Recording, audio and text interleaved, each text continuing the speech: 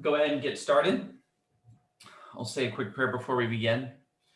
Dear Heavenly Father, we thank you for the day that you've given us today. This is the day that you have made, and we rejoice and are glad in it. We rejoice and are glad in the sun, in the fact that over the past week we can now see grass, and we are, eagerly anticipating the redemption of our world and the brokenness that it is in right now. And we ask that you continue to work through us, your church, to make that happen, and that you just stay this awful virus, and that we can, begin to share in the joys that we used to share in together in person. Our number is 470. Amen. All right. So we'll let a couple more people in. Good. All right. So we are on week 7. We are well over the hump. This is the beginning of the last third. So there's 2 more classes after this one. And this is the second week that we're spending on the topic specifically of human freedom. So we went through those models of God's foreknowledge, and then we're spending a couple weeks on freedom, and then the last ones are going to be on the problem of suffering. So today we start with an incomplete slide. But yes, what we'll cover, so we're going to go over the problem of freedom again. I'm going to go over 2 concepts, libertarian freedom versus compatibilistic freedom. And then we're going to touch on this question that'll come up again, but this is going to serve as kind of the transition into the last topic. So to what extent is God responsible for human evil? Which is a question that pretty much always comes up in these. The sentence that is unfinished right there is supposed to say, so it's not just these are really, but these are really complicated questions. The concepts of libertarianism and compatibilistic freedom themselves, I have pondered for years. And I've given, I feel like the class continues to build on itself. So we went over a bunch of concepts in the first 4 weeks, and then we talked about some different categories last week, and I'm hoping we can continue building on it. But I'm going to do my best. This one, though, is in particular, these concepts are, require some thought. So if you have any follow-up questions, please feel free to hit me up with questions over email after the fact, and I could certainly direct you to some other resources also. All right, so I want to take us back to the week 1, which kind of grounded the class in what we were talking about and the question of God's omniscience. And that God's omniscience is kind of at the center of both the problem of suffering and also this problem of human freedom. And so that's why we spend as much time in weeks 2, 3, 4, and 5 on this question of what does it mean that God knows all things? So we've been focused on that part. And then, so last week and this week, we're focusing on the bottom triangle. And then the following 2 weeks, we're going to focus on the top triangle. So here, the iron triangle of human freedom. So we have, in framing the problem, God's omniscience, human free will, and God accomplishing his purposes. And before we get into this a little bit, I wanted to do something that summarizes those 4 views that we talked about. It kind of shows you where they fall on this triangle to give you maybe a little bit of an understanding there. Because there's some tension in these as we've teased out over the past few weeks. Like, how is it that if God accomplishes his purposes, but humans have free will, well, God's freedom and our freedom aren't always the same thing, so what happens? Or if God knows what I'm going to do and God can't believe a lie, am I actually free to choose the thing that God already knows I'm going to do? Those are some problems when you look at this. So we've talked about the divine decree view, which tends to emphasize these 2 parts of the triangle. It says God's omniscience and God accomplishing his purposes is where we're going to anchor it. And the divine decree view has a different sort of understanding of free will than the other views do. And we're going to talk about that a lot today. That's going to be today's main topic. The simple foreknowledge view takes the right part of the triangle. God knows everything because God's outside of time, and God's difference in perspective is being the source of his knowledge. God can see all of the free decisions, but we are truly free. So God is simply observing free decisions. So you now begin to run into the issues of, well, if God's omniscience is simply based on God's perspective from time, how does God really accomplish God's purposes? There end up being some really interesting philosophical questions, which we're not going to go into, like, does God foreknow God's own actions? And is that even possible? And that, to me, I avoided those questions on purpose because that's really a philosophical rabbit hole. I tend to think that the simple foreknowledge view is itself kind of an unstable position for that reason. The openness view takes the bottom part. You probably remember this one. The openness view says that humans have truly free will, and God accomplishes his purposes by being sort of the master chess player. The reason why Garry Kasparov would always defeat me at chess, is because God is just that intelligent and that competent. So it defines omniscience differently. And then the Molinists, like we described last time, they claim to have the whole thing figured out, that in fact you can have the complete triangle. We won't go all into that again. I put the question mark there just because I think it's up to you to decide whether or not it is indeed solved. But looking at this triangle here, I want to highlight those two tensions that we talked about. So can foreknown actions be free? And how can God, accomplish his purposes while still all of us being able to choose to follow God or do God's purposes or to not follow God's purposes? Those things tend to be in tension. Interestingly enough, there isn't really an tension between God's omniscience and God accomplishing his purposes. There's no reason why that leg of the triangle would have any problems. The problem really seems to be centered here on what it means that humans have free will.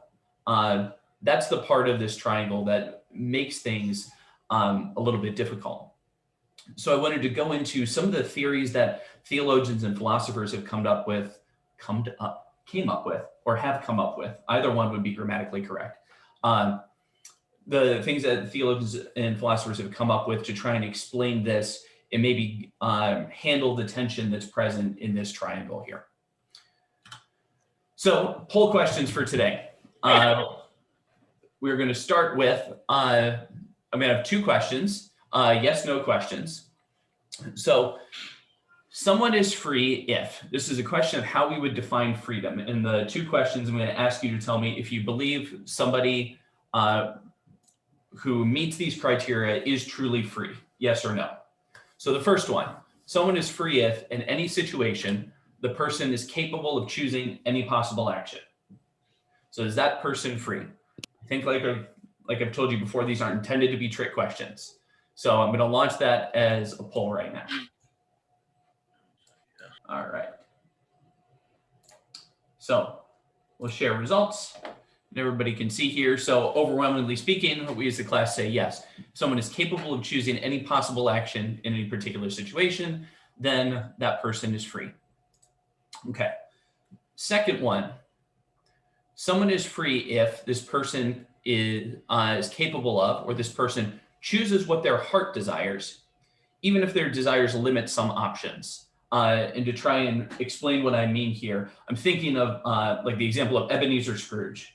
Okay, so Ebenezer Scrooge at the beginning of A Christmas Carol is, people are asking him for charity of some sort, and he simply responds with humbug.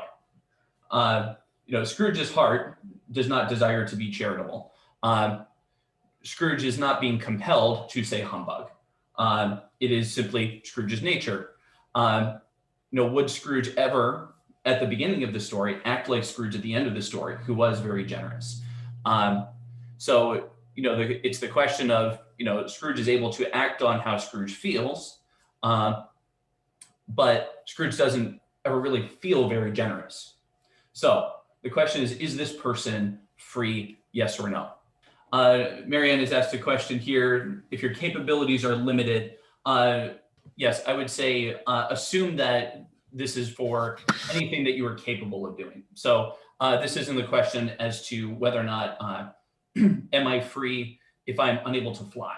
I don't have the ability to fly, but I'm not capable of it. So assume that it is within, Ebenezer Scrooge's human capacity to reach into his pocket and give some money to somebody who's asking for it. All right, go ahead and launch that poll. We'll share results. So in this case, it looks like, yeah, about most of us would say that this person is free as well. A few fewer on this one than the last one.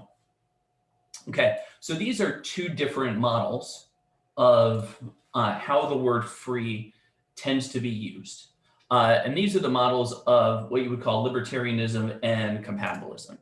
So this first one here, capable of choosing any possible action. In philosophical parlance, they would say, in any given situation, an agent is able to choose either A or not A, or the opposite of A. So to choose to do something or refrain from doing something and potentially do something else. This is what's referred to as libertarian freedom. And typically, I think this is what we think of when we ask, are we free? This is the way that simple foreknowledge, this is the way that openness, this is the way that Molinism would talk about freedom. The key thing here is that, the belief is that the individual has the capacity to choose among any of these options in any particular situation on the libertarian model. Less commonly, the second one is what's referred to as freedom. This is what's known as compatibilistic freedom. So it can be compatible with this is trying to say that freedom can be compatible with, say, a fixed outcome, like, say, God's decree. So some other external or influencing or determining factor doesn't necessarily mean that somebody is not free. So this is the divine decree. The Augustinian, the Reformed, the Calvinistic point of view would hold to this view of freedom. So we're going to go into each of these in a bit more detail. Frankly, I'm going to spend not much time on the libertarian one because I think this one comes pretty intuitively to people. Whereas the latter one, I suspect that people are rather unfamiliar with the ideas of compatibilistic freedom. And it seems to have its own tensions. And so I'm going to spend a good more time there trying to explain it. So I've also, for the sake of bringing us back to last week, I've also mapped these onto our bubble chart about the Pelagian, semi-Pelagian, and Arminian, and the Calvinistic Augustinian point of view. So you can think of it as libertarianism is going to show up where you have the human decision, the blue bubble, in front of the green bubbles. You are capable of getting, through your own decision, that is logically prior to salvation. Whereas in the compatibilist model, the decision may come afterwards. So it's just another way, I'm pulling all of our frameworks together here. That's another way to look at it. So I'm going to start with some biblical arguments for libertarian freedom. Then I'm going to go into a couple philosophical arguments for it. Then likewise, we'll do the same thing for compatibilistic freedom. So the biblical arguments for libertarian freedom, you'll remember this one from last week, ought implies can't. So if the Bible says you should do something, that implies that you have the capability to do the thing that you should do, that you're supposed to do. So if you ought do something, that implies that you can do that thing. And the other one is that God sometimes expresses surprise. I put credit to open theism for this one. But if you think about it from why would God be surprised by something? Well, God has to not necessarily be controlling or determining somehow the thing to experience surprise. It would be the way that the libertarian freedom point of view would argue. So there's some verses that might come to mind. I think one of these, so relatively famous one. So this is the end of book of Deuteronomy. This is right before the wandering in the desert is over. They're about to go into the land, finally. Moses has done the covenant re-ratification. And then at the very end, there's this exhortation. So I call heaven and earth to witness against you today that I have set before you life and death, blessings and curses. Remember, the covenant includes the blessings for obedience, the curses for disobedience. And so a choice has been set before you, life and death, blessing and curse. And then the following exhortation, choose life so that you and your descendants may live, loving the Lord your God, obeying him, holding fast to him. For that means life to you in length of days, so that you may live in the land that the Lord swore to give your ancestors, Abraham, Isaac, and Jacob. So the fact that a choice is placed before you and you are exhorted in the imperative to choose life, that's the ought.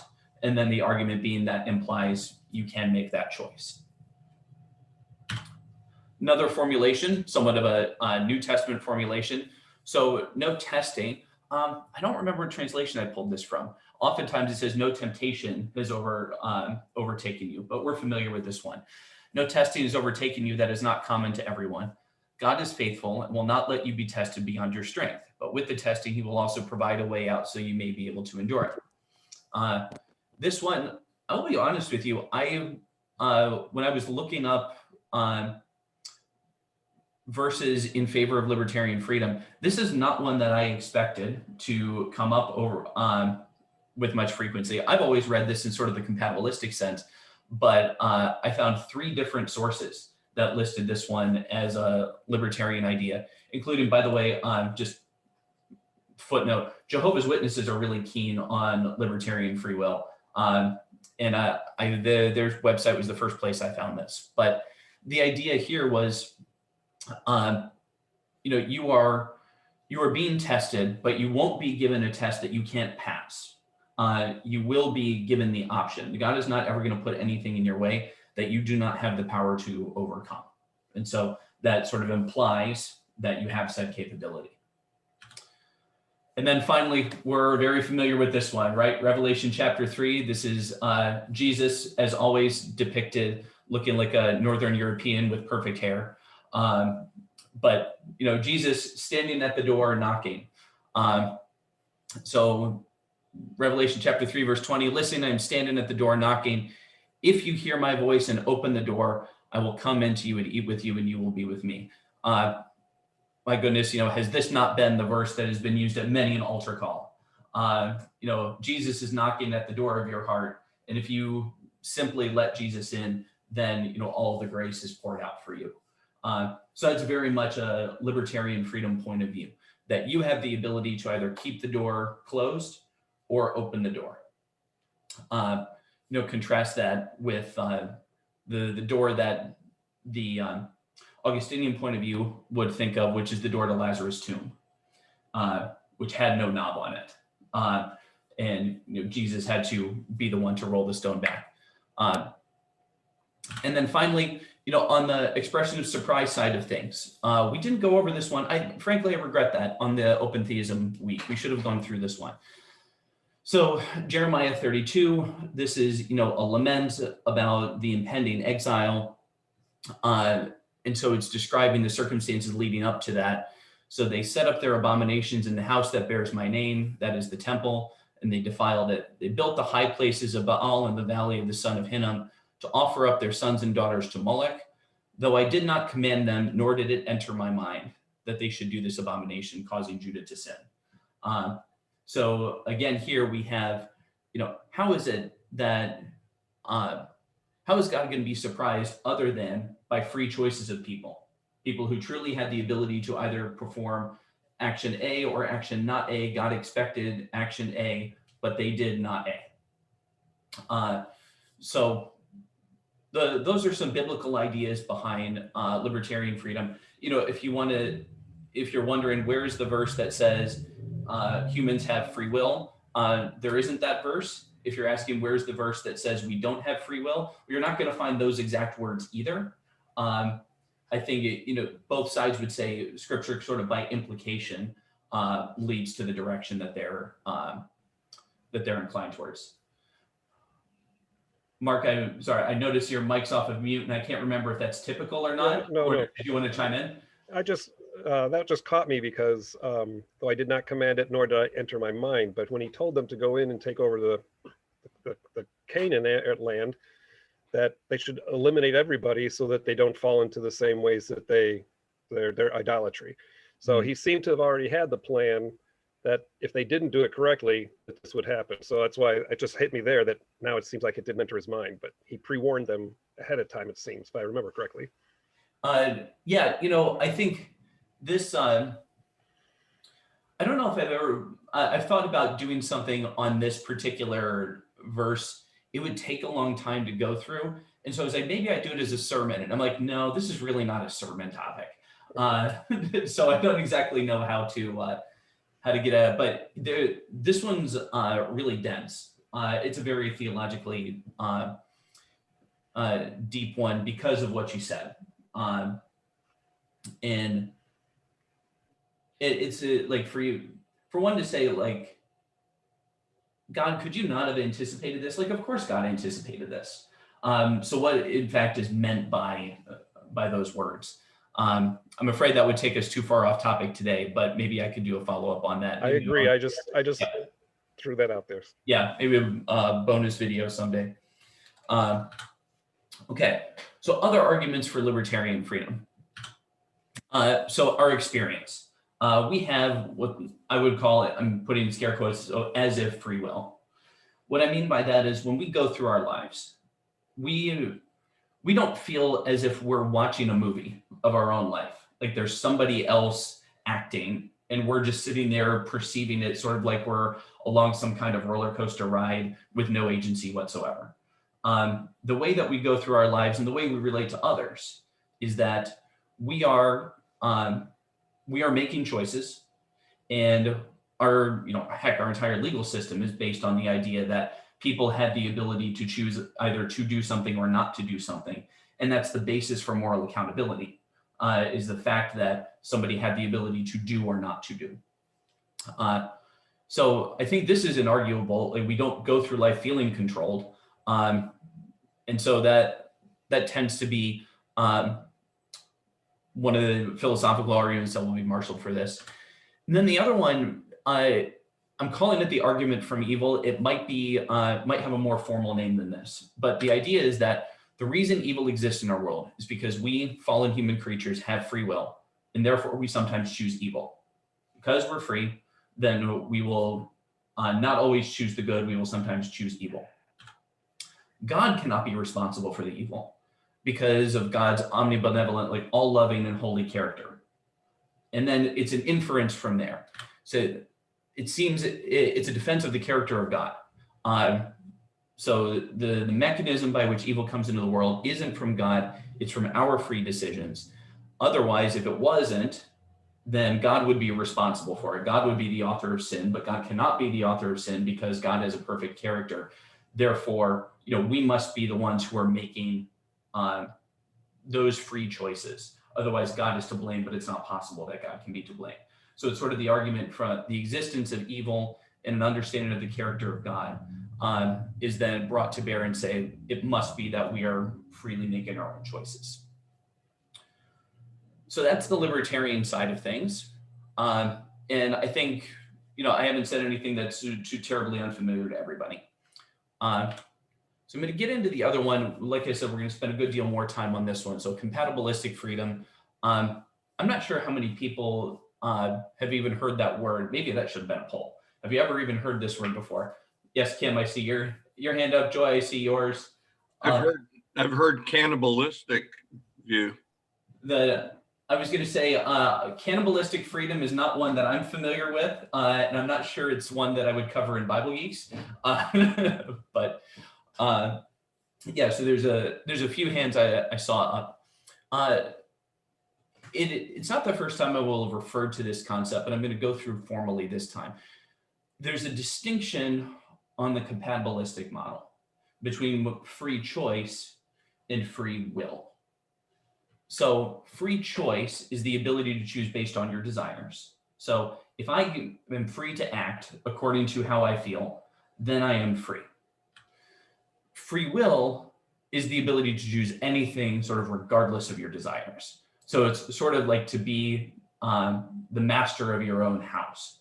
So you can sort of free from these other influences, you always have just as much of a chance of choosing A or not A in any particular situation. And so on the compatibilistic idea, they'd say we have free choice, but not necessarily free will. In other words, it would say free choice operates on the options presented to it by a not so free will. I'm going to have a few examples of this. But here's just some interesting ones. Why do some people drive in the left lane? Who likes to drive in the left lane? I like to drive in the left lane as much as I can. Do some people prefer the right lane? Nobody likes the right lane. How about the middle lane? Who likes the middle lane? Yeah, there's a few. All right, like why? Well, why is that the case? How about, chocolate or vanilla, Coke or Pepsi? People have these preferences. Are we all making completely neutral, free from any sort of influence decisions all the time? What does it mean? It'd be fun to do a psychological analysis of all of us who like the left lane. I know I always I like to be able to go as fast as I can.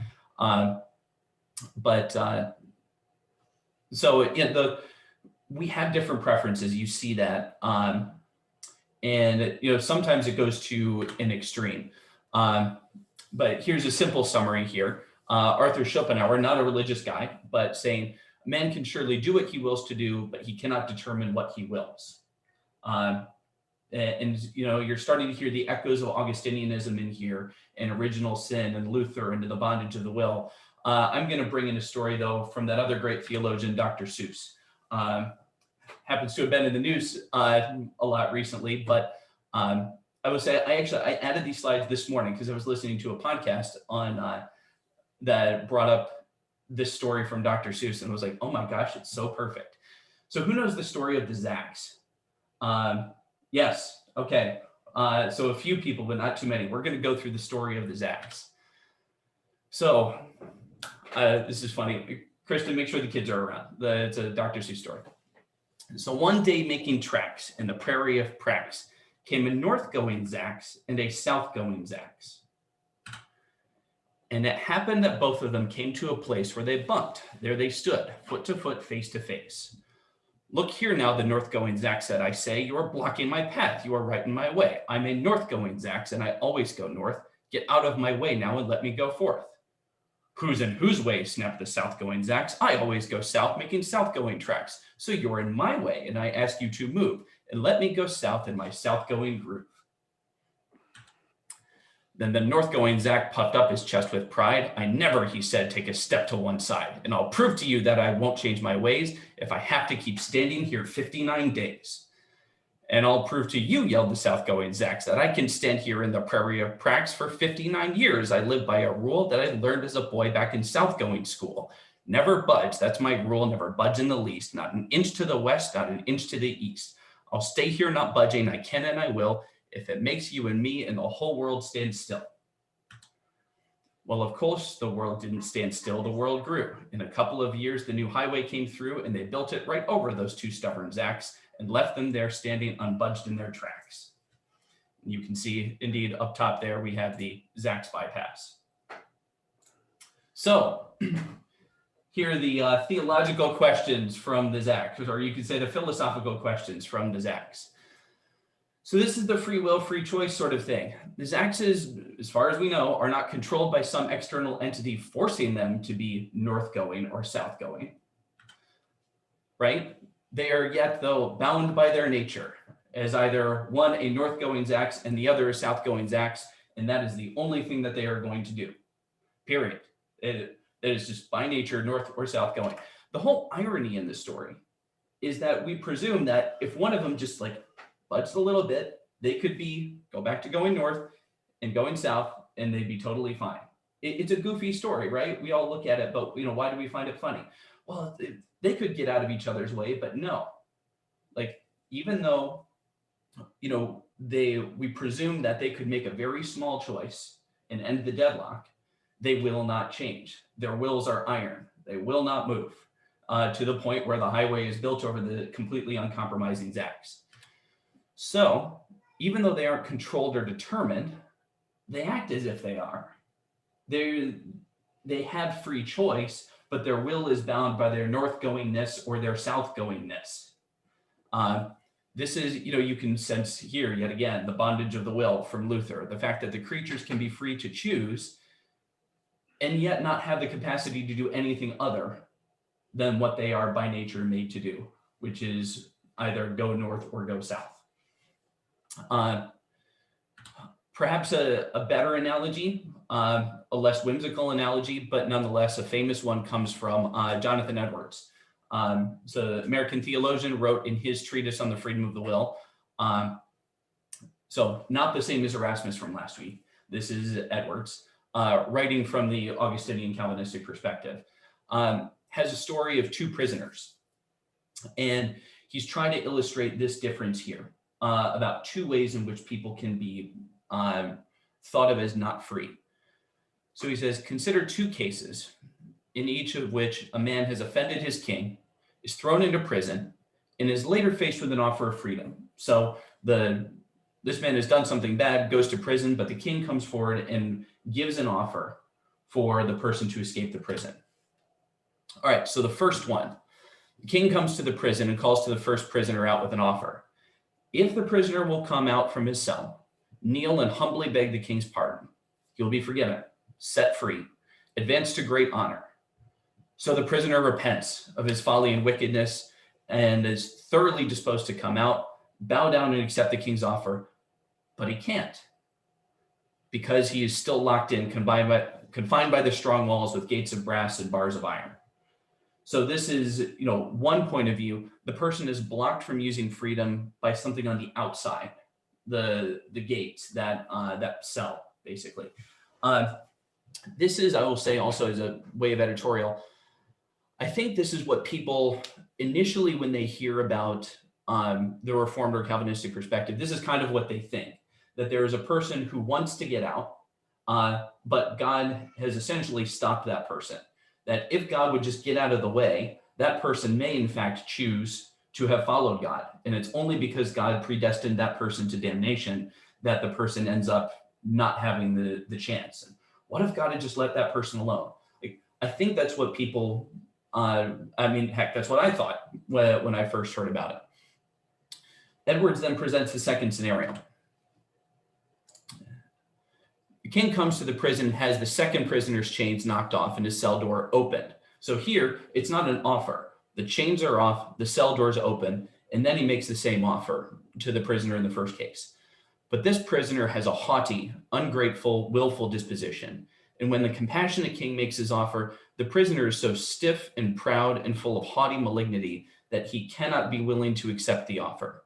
His ingrained strong pride and malice have complete power over him, as it were bind him by binding his heart. The opposition of his heart has mastery over him, having a much stronger influence on his mind than do all of the king's kind offers and promises. So this is the person being locked from the inside, locked out of freedom by a broken nature. This is the South Goings Act, North Goings Act right now. It doesn't matter that the chains are off. It doesn't matter that the door is open. In this case, as Edwards is describing it, the person's will and dispositions are so antithetical to the offer made that he still won't go, despite the fact that he could choose at any point to get up and leave. The person's will and nature is bound. So that's sort of the compatibilistic Augustinian way of conceiving of the problem, as emphasized by the North and South Goings Acts. So hopefully these were some helpful illustrations. I forgot about this one. This is just like in Jeremiah, as it's described, can the Ethiopian change his skin or the leopard its spots? Neither can you do good who are accustomed to doing evil.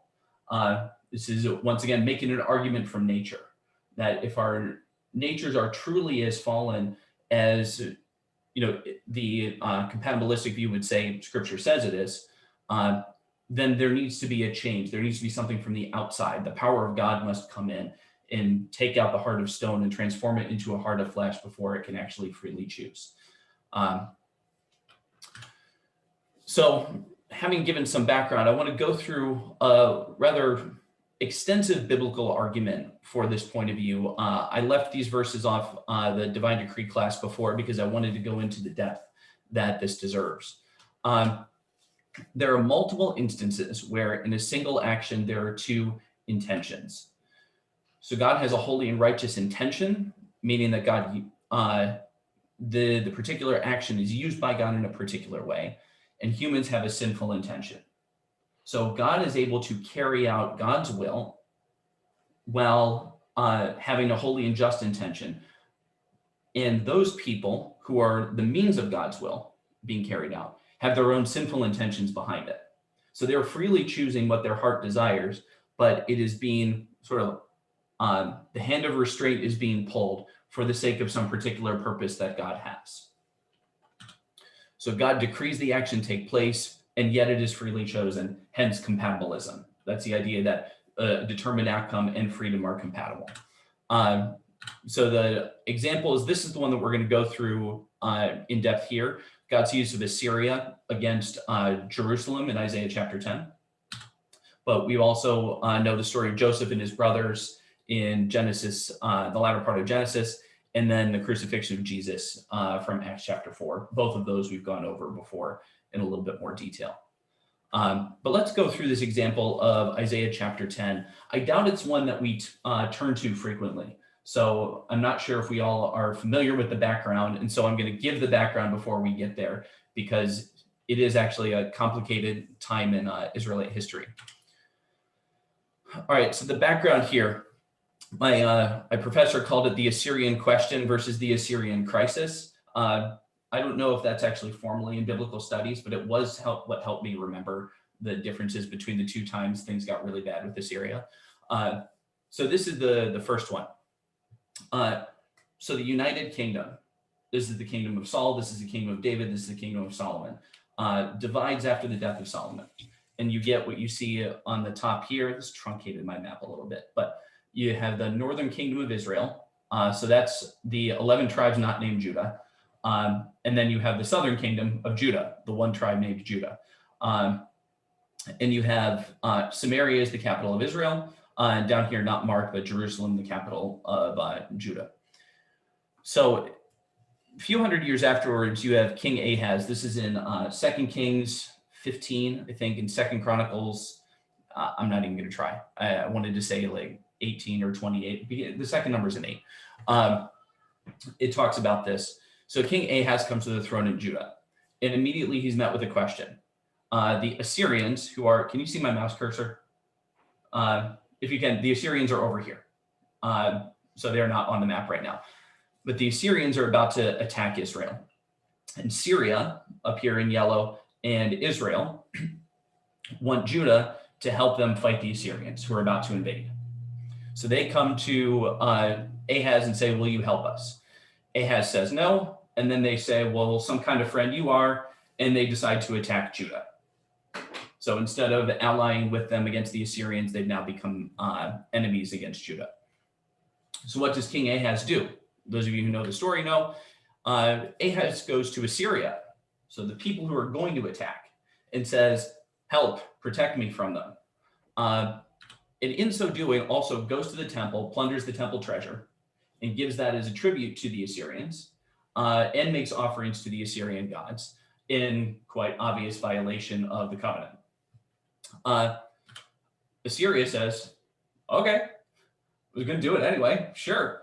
So Assyria comes in, they take Damascus, they take Samaria. So the fall of Samaria in 722, Assyria ends up owning all of this land, and then they end up making Judah a vassal state, and they're oppressed through a variety of taxation, violence, and whatnot. So Judah trusts the Assyrians instead of Yahweh. I left that little bit out of the story, but Ahaz was supposed to just trust God. Instead, he goes to Assyria. And so now Judah's friend has become an enemy. And so it's against this historical backdrop that we have the woe oracle against Assyria in Isaiah chapter 10. So it's just a little bit of a summary. So we get to the text now, and this will get us back into our understanding of compatibilism. So the first one, so woe to Assyria. So first thing, woe. Woe means bad things, okay? This oracle is being pronounced as an oracle of judgment on the Assyrians. So woe to Assyria, the rod of my anger.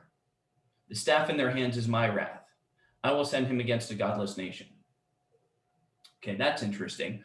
Woe to Assyria, but who is Assyria? Well, here, Assyria is the rod of my, that's Yahweh's, anger. The staff is my wrath.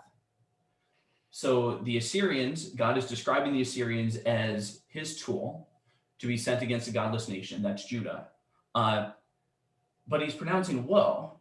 He's pronouncing judgment against the people who are the rod of his anger, the staff of his wrath. Interesting.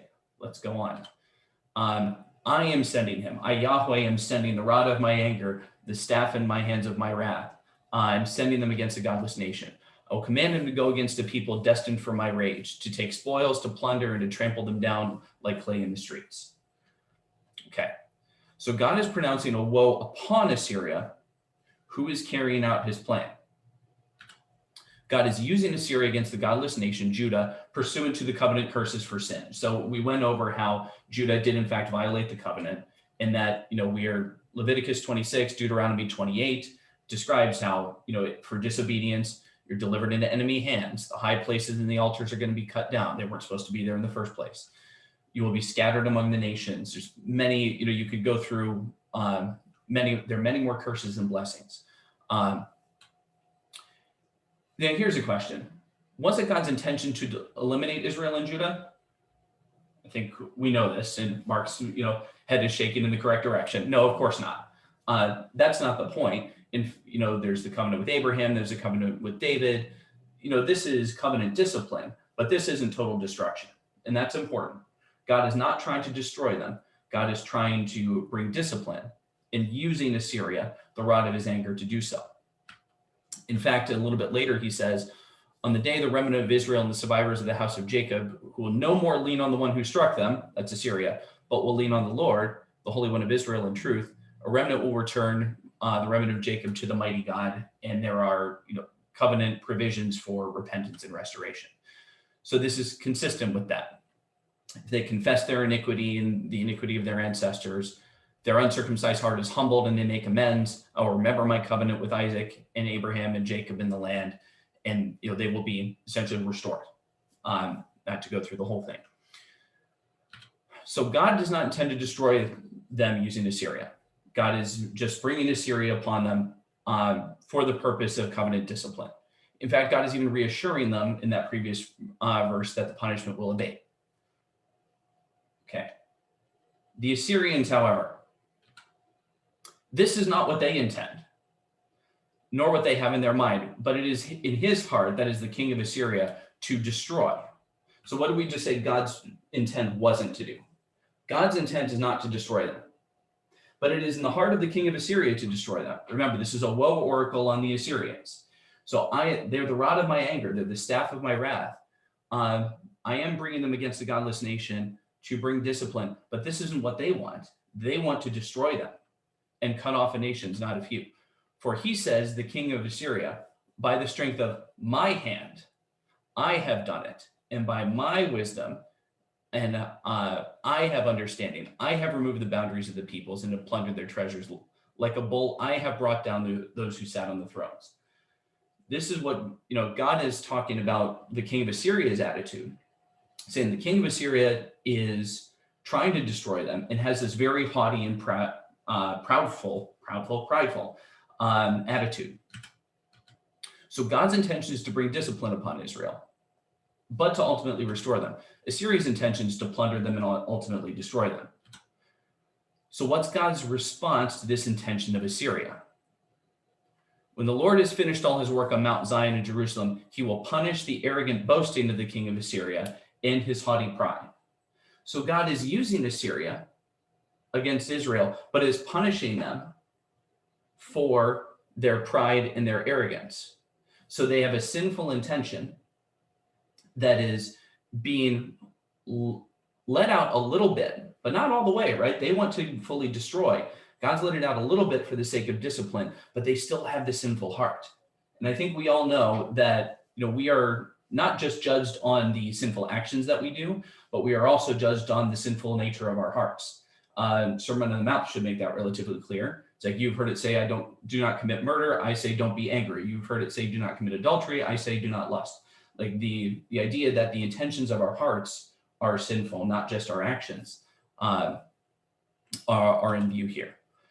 And I love God's sarcasm at this point. So shall the axe vaunt itself over the one who wields it, or the saw magnify itself over the one who handles it?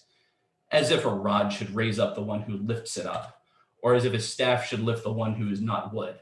God is looking at the arrogance of the Assyrians' hearts and saying, this is sinful and this will be judged. So therefore, the sovereign Lord of hosts will send wasting sickness among his stout warriors. So did the Assyrians carry out what God commanded? Yes. They are the rod of God's anger, the staff of his wrath. Could they have done anything else? I mean, it seems like the answer is no.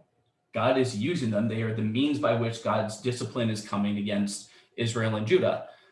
If we say, yes, they could have done something else, that means God is unable to accomplish his purposes without their cooperation. But that's not what the text is talking about. Did God punish Assyria? Yes, God did punish Assyria. Is that fair? That's the question that comes up at this point, right? But why was Assyria punished? Was it for harming Israel? No. They were punished for the sinful nature of their hearts. So they will be punished for their arrogant boasting and their haughty pride. So you have one action and two intentions. God's holy and just purpose is the discipline of Judah according to the covenant that they had agreed with, the covenant that was ratified, the covenant that was judging the relationship between God and Israel. Assyria's intention was the sinful, unrighteous purpose to destroy because of their arrogant pride. God does not need to coerce Assyria into doing anything. Assyria is acting in accordance with their desires. Here's your free choice right there. They're acting freely according to what they want to do. And yet God has an intention in allowing these desires to be expressed. In actuality, if any way in which they're not free to go as far as they want to go. God is actually restraining the Assyrians from doing what they would otherwise do. So God doesn't have a gun to the Assyrians' back telling them, okay, it's your turn, go get Judah. They're like, no, actually, we're totally fine. We don't want to kill anybody. We don't want to destroy them. What are you doing? It's like, that's not what's happening. They are being allowed to act out the desire of their hearts to a certain extent in order to accomplish a particular purpose of God. The fact that God allows those desires to be expressed to result in a particular action does not absolve them of their responsibility. It does not absolve them of the sinful attitudes of their hearts. They can still be accountable for acting on those desires, even though God is using those desires for a particular purpose. There's your compatibilistic idea right there. This is just like Genesis 50:20 at the end of the story of Joseph and his brothers. You meant it for evil, but God meant it for good. The word meant underlined here to illustrating the double intention. There was, in fact, an intention of God to preserve many people alive. There was an intention of the brothers to get rid of Joseph because they were jealous. Those two intentions, one of them was holy and just to preserve many people alive. Another one, sinful. And God let that out because God knew exactly how it was going to play out and indeed wanted it to play out that way. And yet that does not absolve the brothers from the sinful attitudes that they had. And of course, we are held to account for our nature. So the summary on compatibilism here, it means that freedom and a determined outcome can be compatible with each other. It distinguishes between free will and free choice. This is like the Zaxes, this is like the prisoners. We choose according to our nature, which is sinful unless it is changed. God sometimes lets the sinful nature of humans act out for a particular purpose, like the Assyrians, in order to accomplish in the world what God wants accomplished. And God knows exactly how it's going to play out. And God has a purpose in letting that happen. One final word there before we get to the end. I'm a little longer than I would have liked on this question of the argument from evil. So recall that one of the arguments in favor of libertarian free will is that it defends the character of God, that God is not responsible for evil because this is free human choices. The compatibilistic understanding is going to say that it's actually the libertarian view that impugns the character of God, whereas the compatibilistic view preserves it. Follow me here. In compatibilism, all actions that we see as evil have a purpose. God is letting things out for a particular purpose. This is the divine decree view, that everything is happening because God intended it to be so, even if it's accompanied with these evil intentions that we've just talked about. But God has a purpose in letting it out, whether it's the discipline according to the covenant to preserve many people alive with Joseph, etc. On the libertarian view, though, you have essentially the traditional problem of evil. God knew it was going to happen. God was powerful enough to stop it, but didn't. But because it was a free action, a truly libertarianly free action, there's no purpose in it. So on one hand, the compatibilists would say you have, at least there's no such thing as purposeless evil on the compatibilistic point of view, whereas in libertarian point of view, you do in fact have purposeless evil, unless you could say that the purpose is, it's just downstream of the higher purpose of free will, which is essentially, I think, the only argument that you would have there. And then it's, how important is free will compared to all the suffering that's apparently coming from it on that libertarian model. In the compatibilistic model, there's no evil without purpose. And so there is a very interesting character of God argument. It's not as straightforward as it might seem.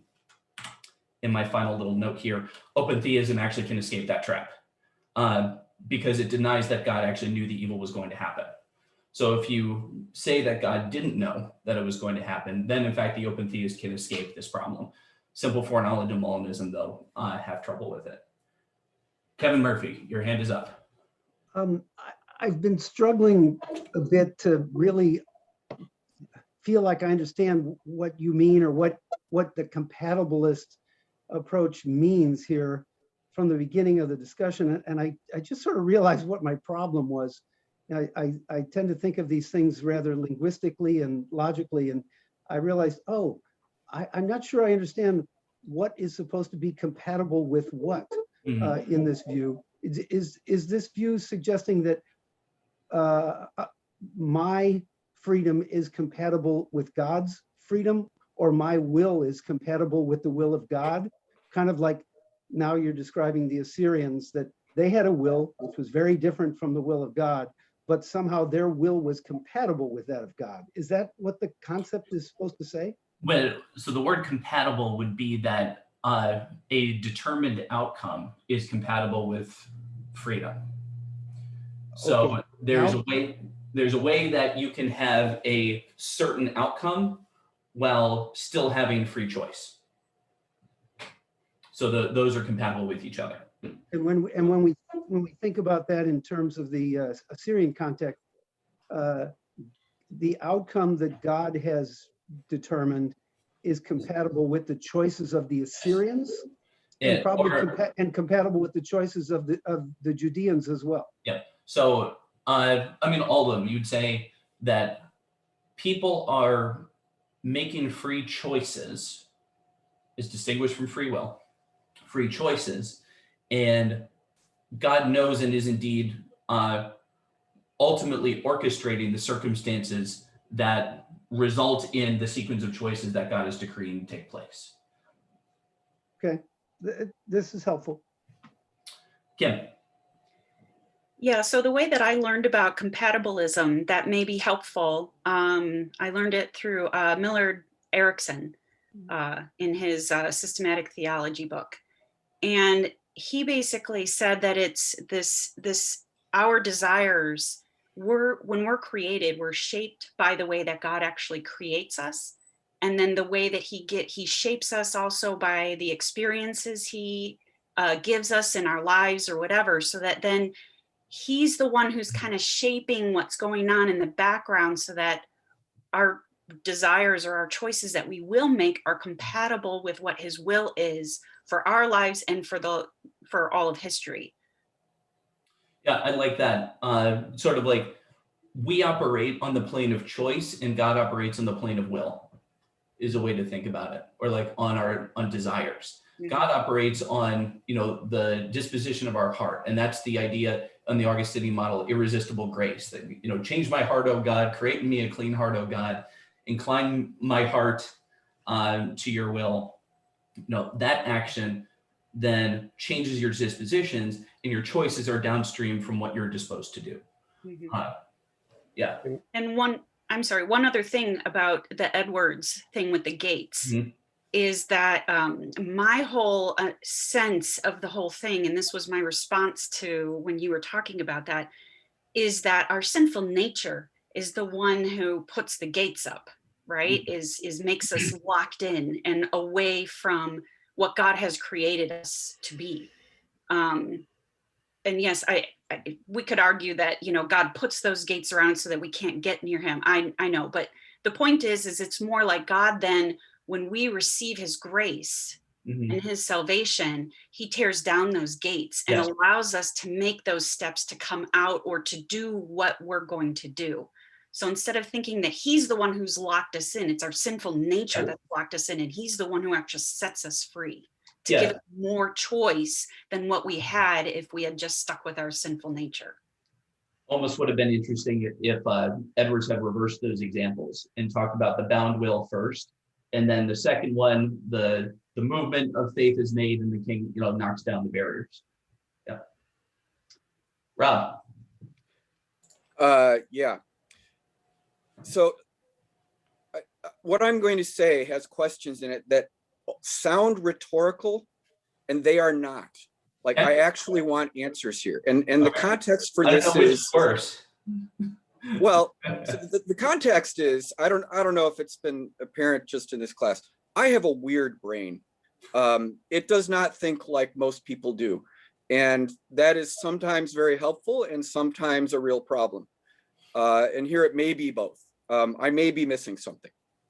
So my overall question is, with all of these tensions, they are tensions, Mhm. but a lot of people seem to feel and believe that they are problems, like existential problems that really bother them.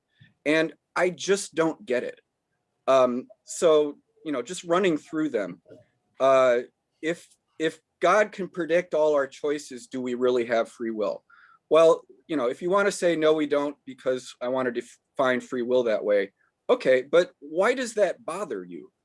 The second tension is we can choose, but we are constrained by a whole bunch of consequences for those choices because God is working his will. Well, how is that any different than gravity? God invented gravity. If I choose to jump off a building, I'm going to fall and go splat. And, it's my choice, but there are consequences. And that's true with all of these things. Each of these examples that we're giving can be framed like gravity. And then the third way is, we are free to choose, but we are pre-programmed to choose a particular way in a particular situation. Well, what's the alternative? If you have an omniscient and all-powerful God, if he made everything up, including us, of course, we're pre-programmed in certain ways because we need to have some programming. So I honestly look at all this and say it's intellectually interesting and useful and important to think about, but none of it ever bothers me, and I don't understand why so many people are bothered. Well, all right. So I've got 4 questions of yours that I wrote down here that you would like answers to. So let me, on the why is it a problem and why are people bothered? Let me see what I could do with this one. So why is it? I think there are consequences to the point of view here. To what extent it bothers somebody, I think, is relatively subjective. I can say, for me personally, when I'm trying to understand how the system works, my mind gets on something like this, like a dog on a rawhide, and I just got to figure it out. But what are the downstream consequences? I think evangelism is a big part.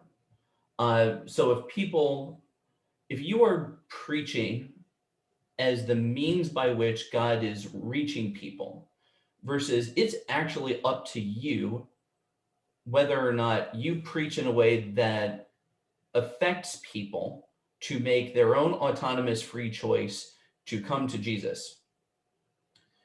These paths branch in, at least practically speaking, they have. How are you going to approach somebody? Are you going to try and approach them with a bold proclamation of the gospel exactly as it is, regardless of who you're dealing with? And if they follow, they follow. And if they don't, they don't. Or is it going to be, you're going to pursue them to the ends of the earth and try and find out what's going to resonate with each particular individual? And you'll judge as your objective. Your outcome is the judge, whether or not people actually respond. So the more names you can get to sign on the pledge cards after the altar call, that's that's a good thing because they made the free choice. So that's one point of view. If you're trying to use free decisions as the measurement of success, you're going to go a different route than if you say the faithfulness to the gospel and those whom will believe is your measurement of success. So I think it does kind of, to me at least, I think it branches there most compellingly. I think it also matters for what you teach people about prayer and what to expect from prayer.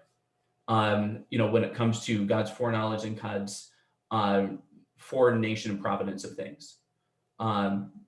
So you have some points of view which are truly like it mattered. The outcome will change based on whether you pray or not, and pray in the right way and pray in an effective way, versus the prayer is the means by which God is conforming you and your will more to be like that of his son. And you will learn and come to accept the sovereignty and majesty of God more through prayer. I think it branches there. You have a whole name it, claim it church that has that strong theology of the future is indeed changed based on your prayers. So that's why I think some people get hung up on it.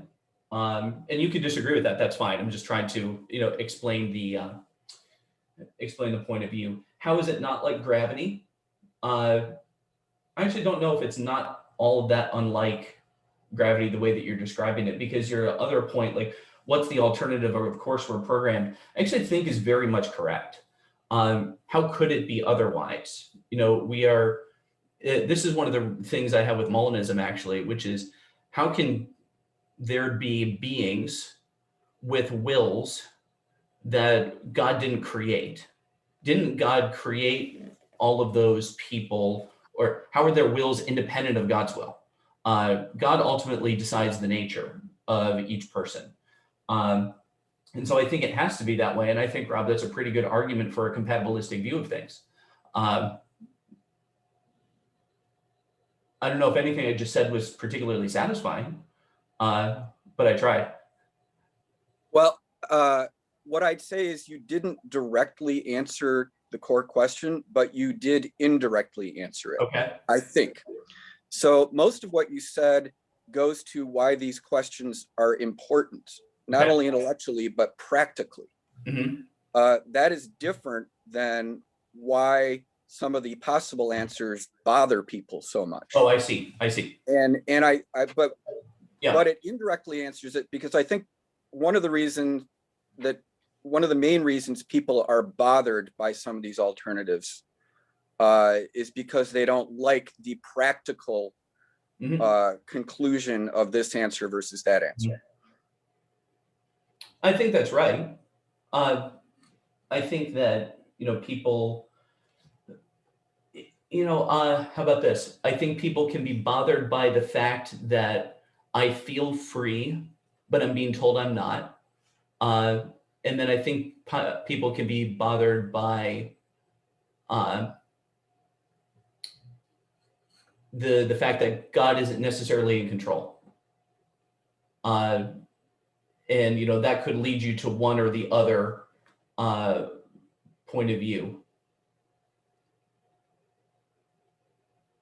Okay. I'll leave it at that. I might lob a different take on the exact same question in next week. Okay. All right. Larry? Once again, Ryan, I think you did a great job in presenting the approach. Thank you.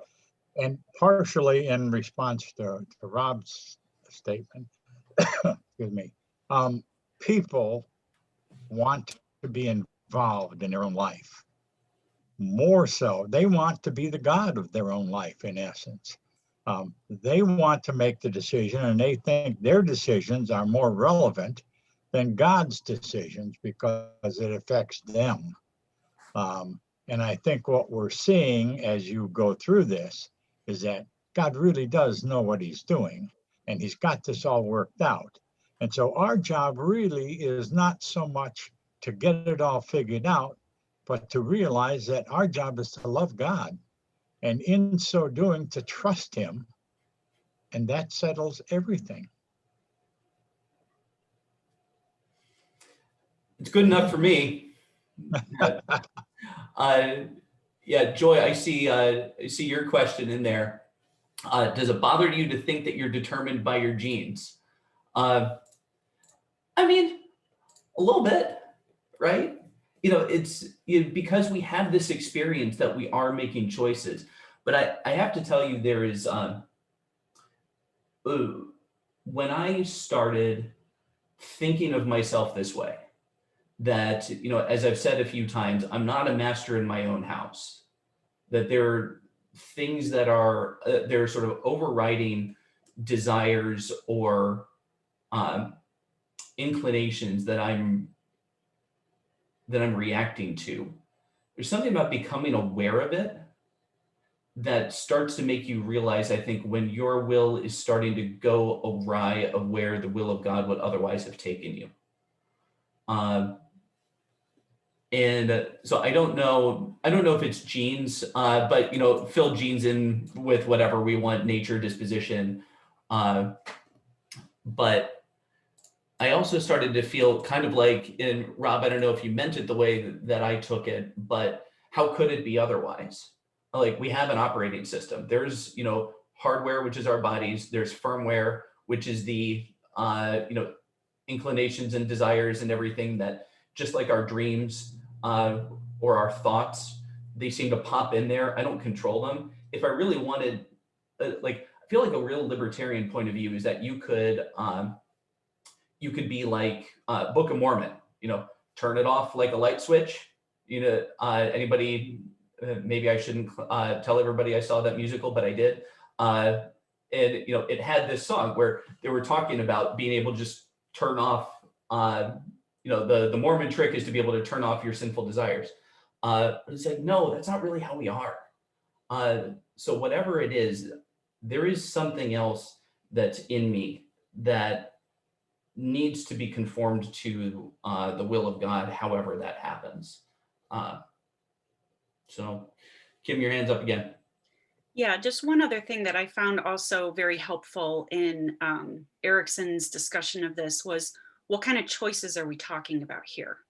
A lot of times many positions get very muddied by the fact that we're talking about every single choice. So like what my choice is to eat for breakfast, or where I choose to put my house, or what car I want to make. And that's not really the type of choosing that God's really specifying in the Bible. Now, our loving God absolutely cares about everything that we take to him, of course.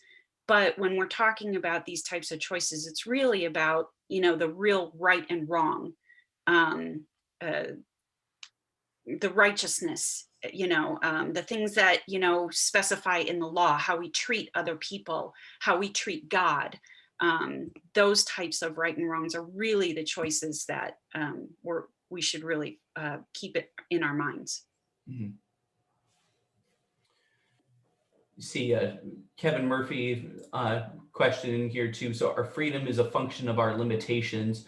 What is each person's particular limitations, both internal and external? Not sure I could answer for all 7 billion people, but camera's off. I'm sorry, it wasn't really a question. It was Oh, I really see. sort of a commentary on Joy's questions about genes, just sort of expanding that more Yeah. generally. Yeah. Yeah. Okay. Gotcha. All right. Well, I love the discussion, everybody. This is great. This is, should I say this? This is church for me, everybody. These are fantastic. And I love being able to have these kinds of discussions with people and to really get into the depths of it. So we are, I think, going to start to move away a little bit from the questions of freedom and now get into the questions of God's foreknowledge and what it means for suffering. And we're going to get into, that book that we all feel like we're supposed to go to understand suffering, the book of Job, next week, and try and take a fresh look at that. I very highly encourage, I don't know if any of you have been doing the pre-work. You do not have to, obviously, but if you haven't, and you find some time this week in particular, more than any other, that that talk by John Walton on the Book of Job is absolutely superb. So I would highly recommend that before next week. But thank you all, and God bless.